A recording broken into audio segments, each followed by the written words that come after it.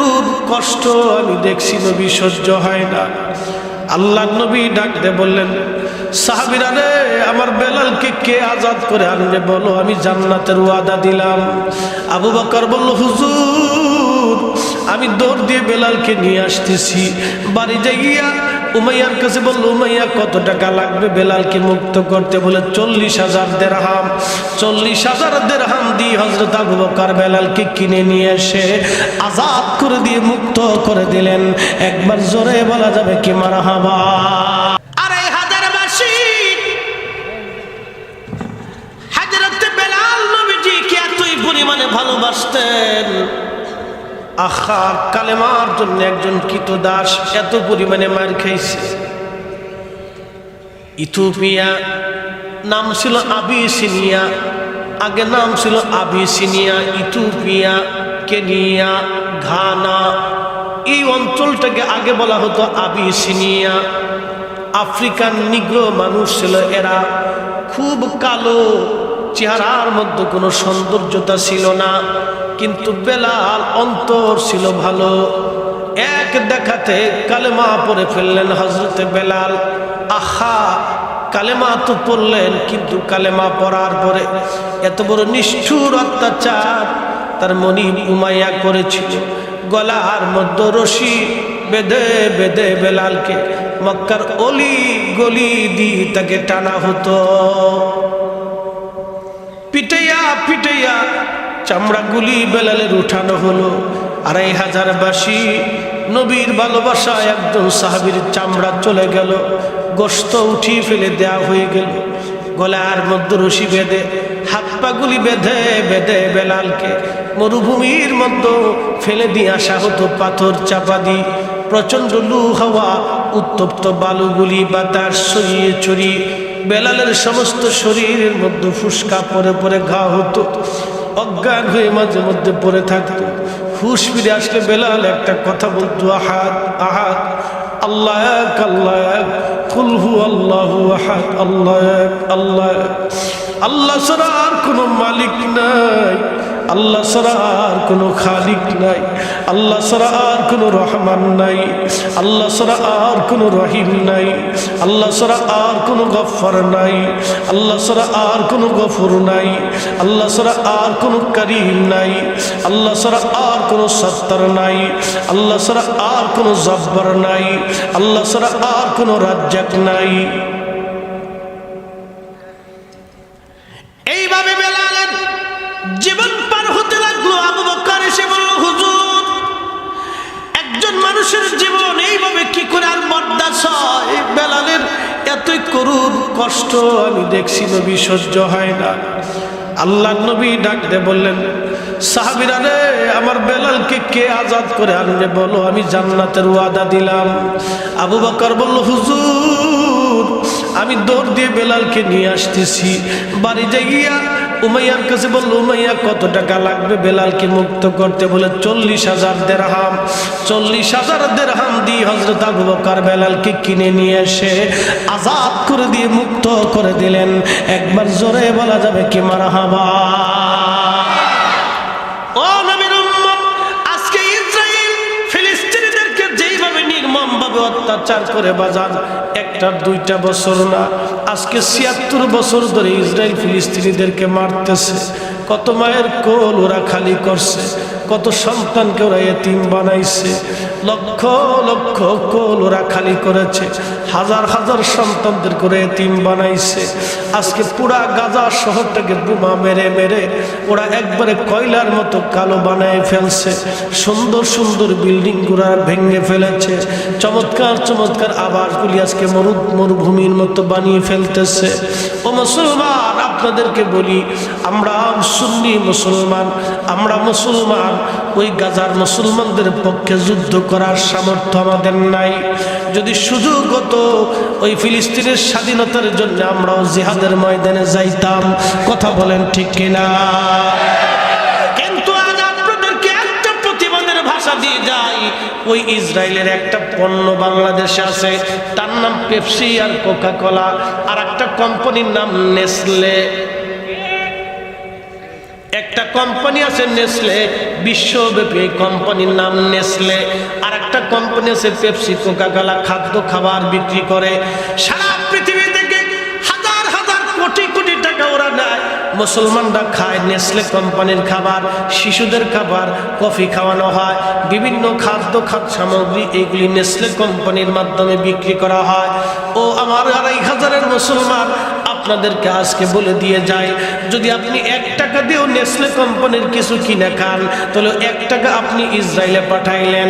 আপনি Pepsi Coca-Cola যদি ১০০ টাকা দিয়ে কিনে খান, ওই ১০০ টাকা আপনি ইসরায়েলে পাঠাইলেন। ওই ১০০ টাকা ইসরায়েলে যাওয়ার পরে এই টাকা দিয়া ওরা আমার ফিলিস্তিনি বাইরে বুকের মধ্যে গুলি করে, আমার ফিলিস্তিনি মা বোনদের ইজ্জত ওরা লুণ্ঠন করে। আমরা বাঙালি মুসলমান জিহাদ করতে হয়তো পারলাম না, কিন্তু আজকে ওয়াদা করে যাব, ইসরায়েলের কোনো পণ্য কিনবো না, ধরবো না, ছবো না। কথা কন ঠিক কিনা? হাত উঁচু করে বলেন, রাজি আছেন না?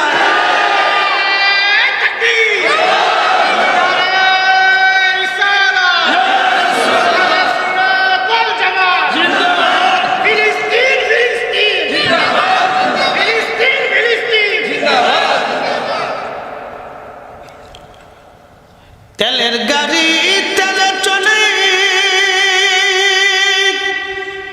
হাওয়ার গাড়ি হাওয়ায় উড়ে, বিনা তেলে চালায় গাড়ি নবী সুলাইমান। আমরা সেই মুসলমান, আমরা সেই মুসলমান। ২৫০০বাসী ইসরায়েলের পণ্য বয়কট করবেন, এটাও আমাদের জন্য একটা জিহাদ। কি কথা বলেন ঠিক কিনা? ওরা আমাদের টাকা দিয়ে আমার ফিলিস্তিনি ভাইদের গায়ে গুলি করে। ওই ইসরায়েল ছিল রোহিঙ্গাদের মতো, রোহিঙ্গাদেরকে আমরা যেমন জায়গা দিছি, ফিলিস্তিনিরা দয়া করে ওদেরকে জায়গা দিয়েছিল, খাইতে দিয়েছিল, বসতে দিয়েছিল, ঘরবাড়ি করে দিয়েছিল। ওদেরকে যারাই ঘরবাড়ি করে দিল, তাদের ঘরবাড়ি তারা কেড়ে নিয়ে নিল। তার মানে ওদের মতো বেঈমান আল্লাহর দুনিয়া তার একটাও নাই। কথা বলেন ঠিক কি না? ওরা হানাদার, ওরা দখলদার। ১০ লক্ষ ফিলিস্তিনের বাড়ি ঘর দখল করে নিছে। ১০ লক্ষ ফিলিস্তিনের বাড়ি ঘর দখল করেছে। ভাইজান, সেই দিন দেখলাম ২২ দিন পরে একটা ফ্যামিলি খাবার খায়। ছোট্ট শিশুটা তার ছোট্ট ভাইটাকে কালেমা শিখাচ্ছে। মৌতের হসপিটালে কাতরাচ্ছে, মারা যাচ্ছে, বলতেছে পড়ো আশহাদু আল্লা ইলাহা ইল্লাল্লাহ ওয়া আশহাদু আন্না মুহাম্মাদান আবদুহু ওয়া রাসূলুহু। ছোট্ট বাচ্চা তার ভাইকে কালেমা শিখাচ্ছে। কত সন্তান এতিম হয়ে গেল, মা বাবা আজ দুনিয়ায় নাই। একটা বাবাকে দেখতেছি মিষ্টি খাওয়াচ্ছে। জিজ্ঞেস করা হলো, কেন মিষ্টি খাওয়াও? বলে আমার সবকটা সন্তান শহীদ হয়ে গেছে, ওরা জান্নাতে চলে গেছে, এই খুশিতে আমি মিষ্টি খাওয়াইতেছি। ওই জমিনে সাইয়্যিদুনা ইব্রাহিম আলাইহিস সালাম ঘুমায়, ওই জমিনে হযরত ইসহাক আলাইহিস সালাম ঘুমায়, ওই জমিনে হযরত ইয়াকুব আলাইহিস সালাম ঘুমায়। ৭০,০০০ নবী ওই বাইতুল আকসাকে কেন্দ্র করে আল্লাহ পাঠাইছে। তার মানে ফিলিস্তিনের মানুষের রক্তের মধ্যে কোনো না কোনো নবী রক্ত প্রবাহিত হয়। কি কথা কোন ঠিক কিনা? এই জন্যই মানুষগুলি জীবন দিয়ে যাচ্ছে, কিন্তু মিথ্যার কাছে মাথা নত করে নাই। আহা, হযরত বেলাল এইভাবে জীবন পার করে মদিনাতুল মুনাওয়ারায় গেলেন। আল্লাহর নবীর ইন্তেকাল হয়ে গেল। আল্লাহর নবীর ইন্তেকাল হয়ে যাওয়ার পরে হযরত বেলাল বললেন, সাহাবীরা রে, আগে আজান শুনাইতাম, এখন আমি কারে আজান শোনাবো? আমি আর কোনো দিন এই মসজিদে দাঁড়ায় আজান দিব না। আমার নবী নাই, আমি কাকে আজান শোনাইবো? আর কোনোদিন সে আজান দেয় নাই। সাহাবীরা বহু অনুরোধ করার পরেও বেলাল আর আজান দেন নাই। ইমাম কিরমানি রহিমাহুল্লাহ লিখতেছেন, হযরতে বেলাল আবু বকরের কাছ থেকে বিদায় নিয়ে চলে গেলেন সিরিয়ায়। ঘুমিয়ে আছেন। বহুদিন পরে আমার নবীজি স্বপ্ন দেখাইলেন, কিরে বেলাল, কেমন জুলুম তুমি আমার সঙ্গে শুরু করছো? কেন রে বেলাল তুমি আমার জিয়ারতে আসো না রে বেলাল? কতদিন হলো রে বেলাল তুমি আমার জিয়ারতে আসো না? তোর কি মন চায় না আমার জিয়ারতে আসতে? বেলাল তাড়াতাড়ি আয়, আমি নবীর জিয়ারতে আয়।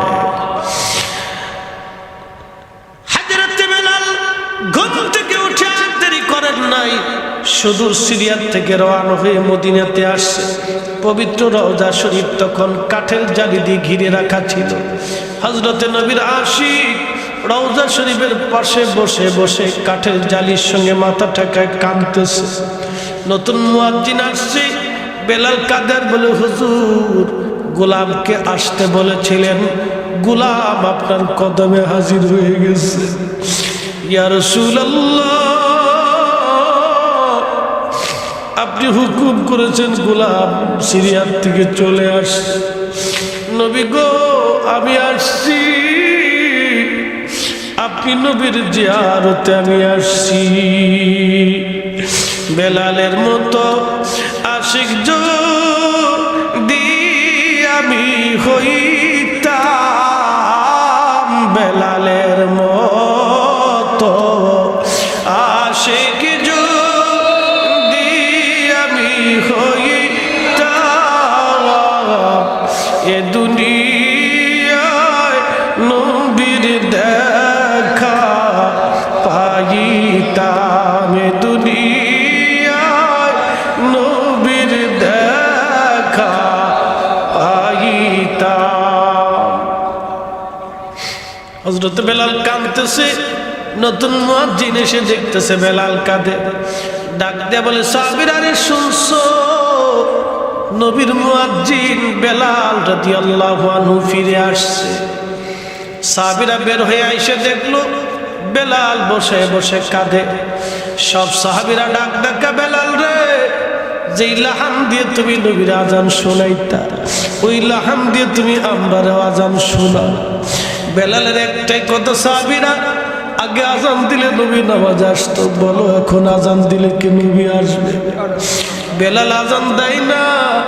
আল্লামা ইমাম সুবকি আশিফা ও সাকামের মধ্যে লেখেন, সাহাবীরা বলল, যাও তো দেখি তোমরা হযরত ইমাম হাসান আর হুসাইনকে ডেকে নিয়ে আসো।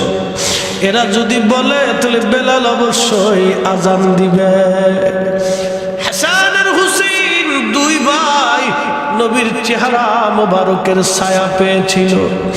দুইজনকে দেখলে নবীজির চেহারা দেখার স্বাদ মিটে যাইতো। চিৎকার মেরে বলেন না, ইয়া রাসূলুল্লাহ, তুমি মোদের আশার আলো, তাই তো তোমায় বাসি ভালো, তুমি মোদের আশার আলো, তাই তো তোমায় বাসি ভালো। হৃদয় নামের ফুলদানিতে, হৃদয় নামের ফুলদানিতে গেঁথে রেখেছি প্রেমের মালা। ইয়া রাসূলুল্লাহ, ইয়া হাবিবাল্লাহ, ইয়া রাসূলুল্লাহ, ইয়া হাবিবাল্লাহ, ইয়া রাসূলুল্লাহ।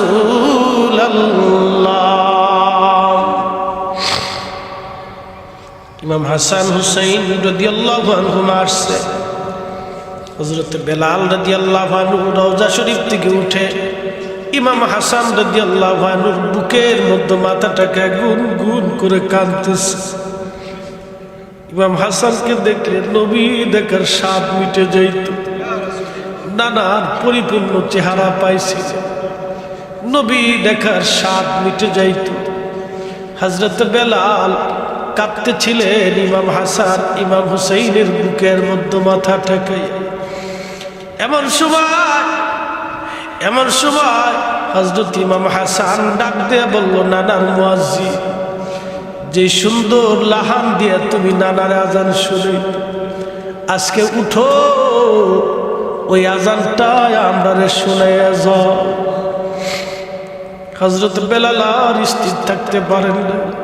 রাসূলের আওলাদ আওলাদে রসুল ইমাম হাসান হুকুম দিয়েছেন, অনুরোধ করতেছেন, চলে গেলেন দৌড়াইয়া।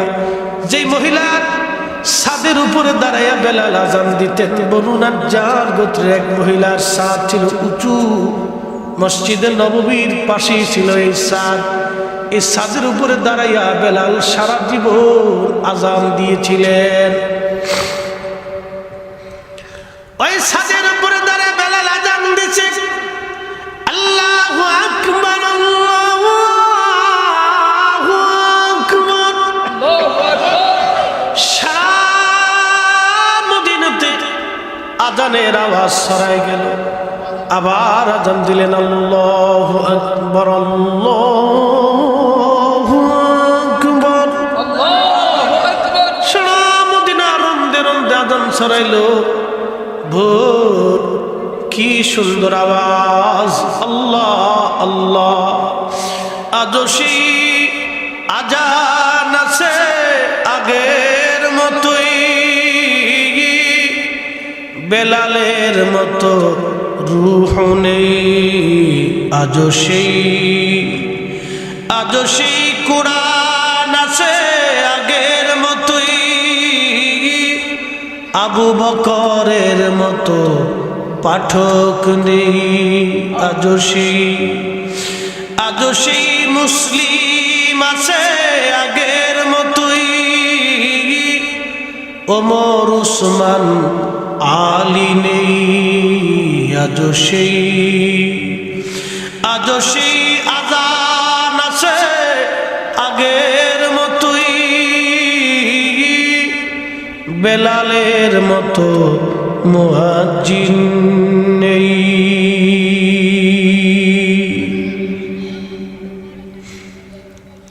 হযরত বেলালের সুমধুর আওয়াজের আযান চলে, আশহাদু আল্লা ইলাহা ইল্লাল্লাহ,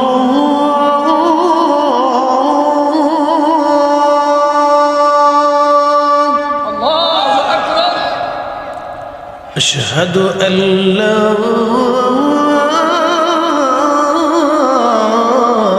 إله إلا الله।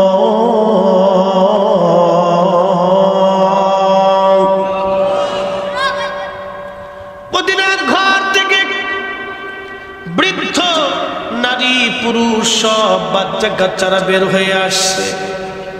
সবার চোখে পানি আর কান্নার। সবাই বলে, নবী আসছেনি, নবী ফিরে আসছেনি, নবী আসছেনি,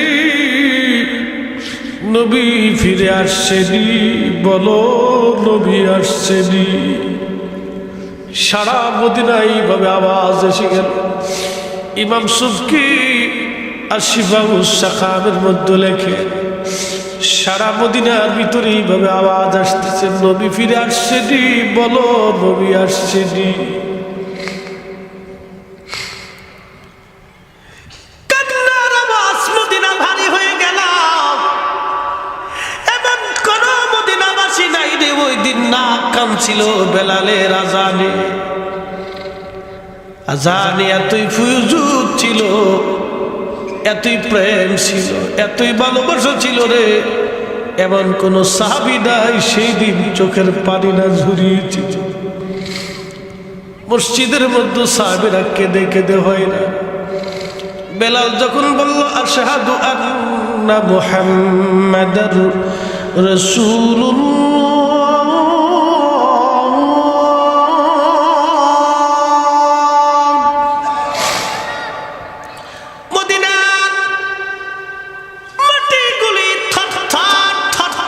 কেঁপে উঠছে।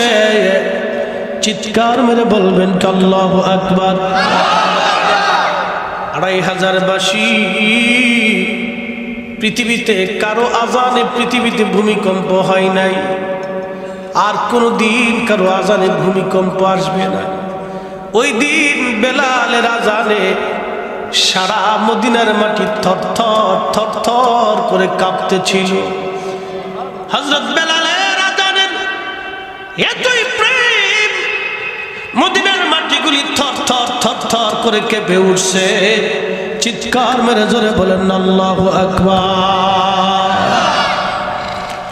আমি যদি আরব হতাম মদিনারি পথ, সেই পথ দিয়ে হেঁটে যাইতেন নূর নবী হযরত, নূর নবী হযরত। বাজান খুব মনোযোগ দিয়ে শুনে যান। মদিনার মাটিগুলি কেঁপে উঠল। বেলাল অজ্ঞান হয়ে পড়ে গেলে হুঁশ ফিরে আসছে বেলালের। আহা, রওজা মুবারকের পাশে বসে কাঁদে। হুজুর, গোলামকে আসতে বলেছিলেন, গোলাম হাজির হইছে। নবী গো, আজান দিছি, আগে আজান দিলে আপনি আসতেন, আজ আজান দিলাম আর আপনি আসেন নাই। আহা, বেলাল কাদের বলে, ইয়া রাসূলুল্লাহ, জীবনে আর কোনদিন আমি আর আজান দিব না গো নবী। চলে গেলেন বিরহ বেদনা নিয়ে, আর কোনদিন তিনি ফিরে আসেন নাই। চলে গেলেন বিরহ বেদনা নিয়ে, আর ফিরেন নাই। সাহাবীরা এইভাবে নবীকে ভালোবাসা দিয়ে দি নবীকে খুশি করে আল্লাহ রাজি করেছিল। হযরতে হুযায়ফা রাদিয়াল্লাহু, আব্দুল্লাহ আনসারী, দুইজন সাহাবী তাদের মধ্যে অন্যতম। গ্রাট মুক্তি সকালবেলা ফজরের নামাজ পড়ে রওনা হয়ে গেল প্রধানমন্ত্রী নুরিয়াল মালিকের বাসায়। যা বলতেছে, প্রধানমন্ত্রী, একটা বিশেষ কারণে আমি সকাল সকাল আসছি, তাড়াতাড়ি চলেন, বাদশার কার্যালয়ে যেতে হবে। বলে কেন? বলো ওইখানে যেয়ে বলবো। দুইজন চলে গেলেন বাদশার কার্যালয়ে। প্রধান মুফতি বললেন, বাদশাহ, আজকে 3 রাত হলো নবীর সাহাবী আপনাকে স্বপ্ন দেখায়। বাদশা বলল, হ্যাঁ মুফতি, আপনি কি করে জানেন?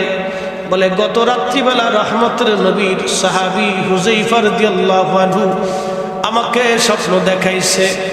স্বপ্নের মধ্যে বলতেছে, ও মুফতি, গ্রান্ড মুফতি, আমি নবীর সাহাবী হযরত হুযায়ফা বলতেছি, আমার কবর দজলা নদীর পানি ভেঙ্গে নিয়ে গেছে।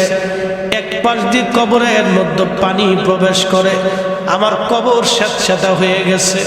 আমার বন্ধু নবীর সাহাবী আব্দুল্লাহ আনসারীর কবর স্যাঁতস্যাঁতা হয়ে গেছে, আমাদের কষ্ট হয়, তাড়াতাড়ি সরাও। বাদশা ফয়সালকে 3 রাত স্বপ্ন দেখাইছি, সে কোনো ব্যবস্থা নেয় নাই।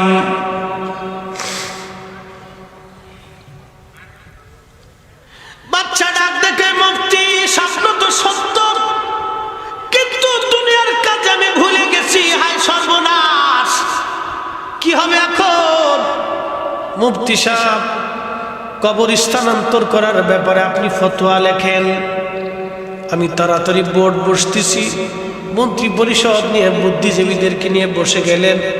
আজকে 3 রাত নবীর সাহাবী আমাকে স্বপ্ন দেখাইছে, গ্রান্ড মুফতিকেও স্বপ্ন দেখাইলো।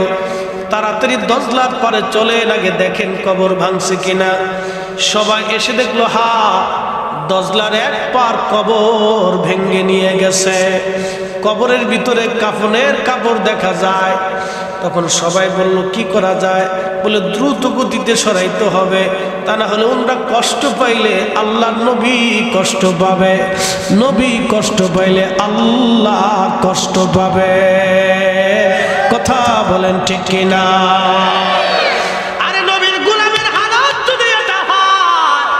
নবীর কদমে থেকে একজন মানুষের হালত যদি এটা হয়, তাহলে রাহমাতুল লিল আলামিন রওজা মোবারকের সশরীরে এখনো জিন্দা, তখনও জিন্দা, আগামীতেও জিন্দা। আমার নবীকে ওই কবর রওজা মোবারক থেকে 70,000 ফেরেশতার বেষ্টন দিয়া, জান্নাতের পোশাক পরাইয়া, মিছিল দেওয়াইয়া দেওয়াইয়া হাসরের মাঠে উঠাইয়া আমার আল্লাহ আরশে মুআল্লার ডান পাশে মাকামে মাহমুদে আমার আল্লাহ তার নবীকে বসাইয়া দেবে।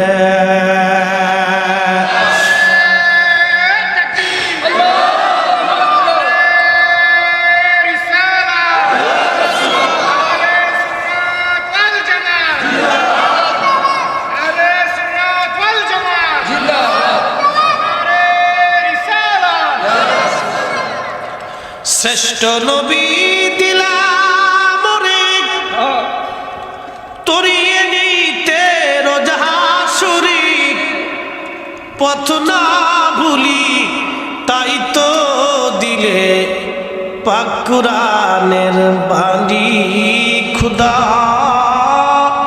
তোমার মেহেরবানি বলেন সুন্দর ফুল সুন্দর ফল মিঠা নদীর পানি খুদা তোমার মেহেরবানি খুদা তোমার মেহের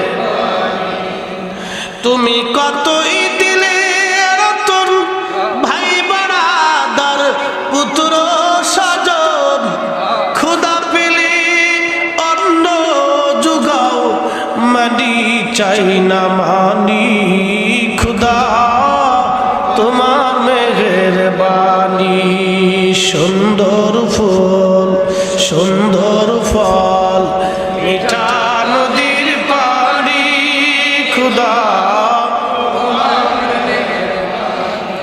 খুদা তোমার মেহেরবানি। এবার সবাই বসলো কি করা যায়।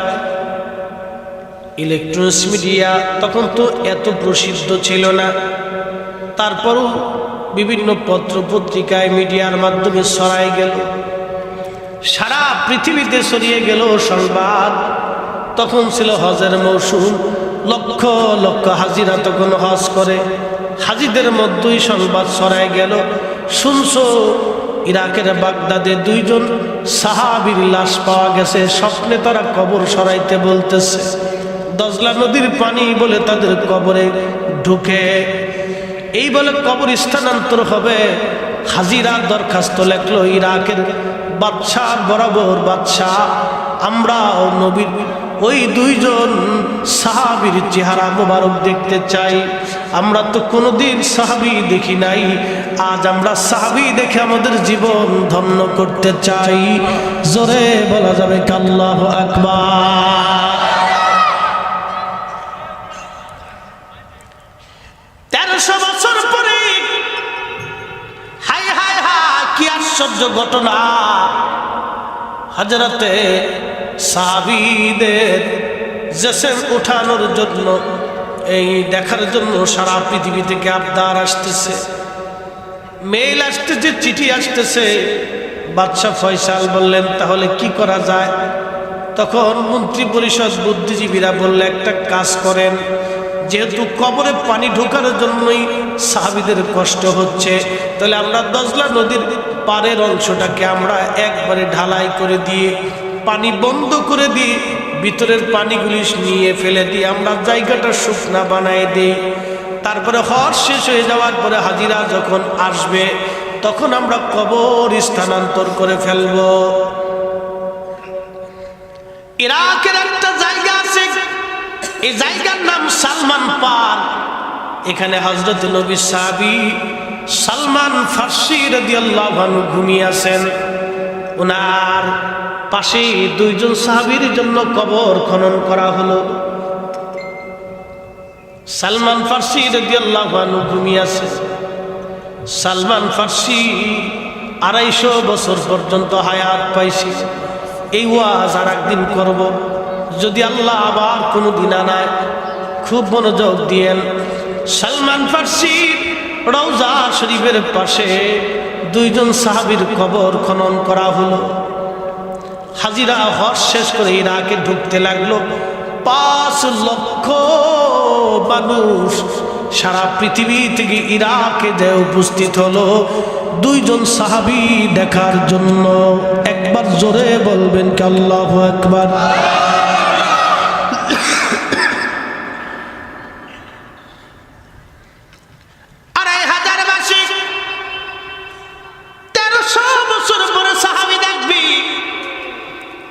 সবাই বিরাট বড় খুশি, বিরাট বড় খুশি। 5 লক্ষ মানুষ উপস্থিত সাহাবী দেখার জন্য। সবাই আসছে সাহাবী দেখবে। বাদশাহ ফয়সাল, প্রধানমন্ত্রী নুরি আল মালিকি, ক্রান মুক্তি, ওলামায়ে কেরাম, মন্ত্রী পরিষদ, বড় বড় বুদ্ধিজীবীরা সবাই দজলা নদীর পাড়ে গেছে। হযরতে হুযায়ফা রাদিয়াল্লাহু আনহুর কবরের পাশে ক্রেন নিয়ে উঠানোর জন্য রওজার উপর থেকে মাটি সরানো হলো। মাটি সরানোর পরে দেখা গেল 1300 বছর আগে যেইভাবে দাফন করা হয়েছিল, 1300 বছর পরে কাফনের কাপড়টার মধ্যে মাটি খাই নাই। তেলের গাড়ি তেলে চলে, হাওয়ার গাড়ি হাওয়ায় উড়ে,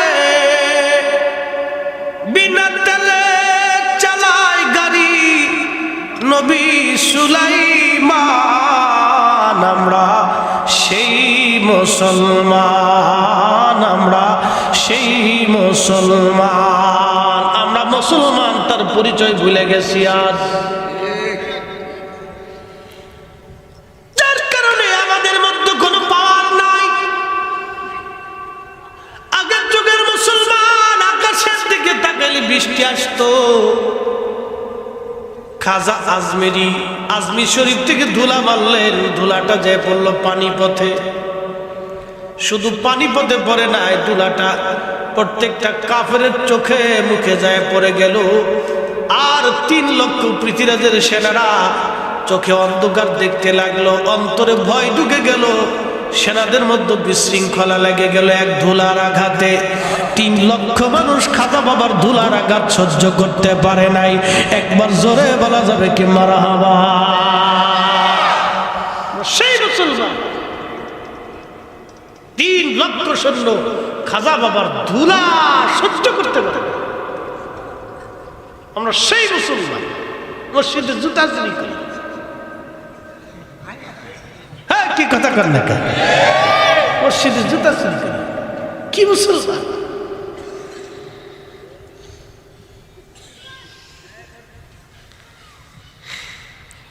খুবই মনোযোগ দিয়ে হযরতে হুযায়ফা রাদিয়াল্লাহু আনহুর কবর থেকে, রওজা শরীফ থেকে মাটি সরানোর পরে ক্রেন দিয়ে একবারে মাটি সহ নিচ থেকে ওনাকে উঠিয়ে আনা হলো। সযত্নে মাটি সরিয়ে আলাদা করা হলো। কাফনের উপর থেকে, ওনার চেহারার উপর থেকে কাফনের কাপড় সরানো হলো। দেখা গেল 1300 বছর আগে যেইভাবে চেহারার লাবণ্যতা পর্যন্ত নষ্ট হয় নাই, রক্ত সঞ্চালন তখনও চলতেছে। আল্লাহু আকবার! না না, হয় না, আরো জোরে বলেন। কোরআন বলতেছে আল্লাযীনা আমানু ওয়া কানু ইয়াত্তাকুনা লাহুমুল বুশরা ফিল হায়াতিদ দুনিয়া ওয়া ফিল আখিরাহ। একবার জোরে বলবেন কি আল্লাহু আকবার। ইমানে আমলে, ইমানে আমলে, ইমানে আমলে, ইমানে আমলে যারা পাকা, ইমানে আমলে যারা পাকা, তাদের দুনিয়া তো ভয় নাই, হাসরেও কোনো ভয় নাই। আমার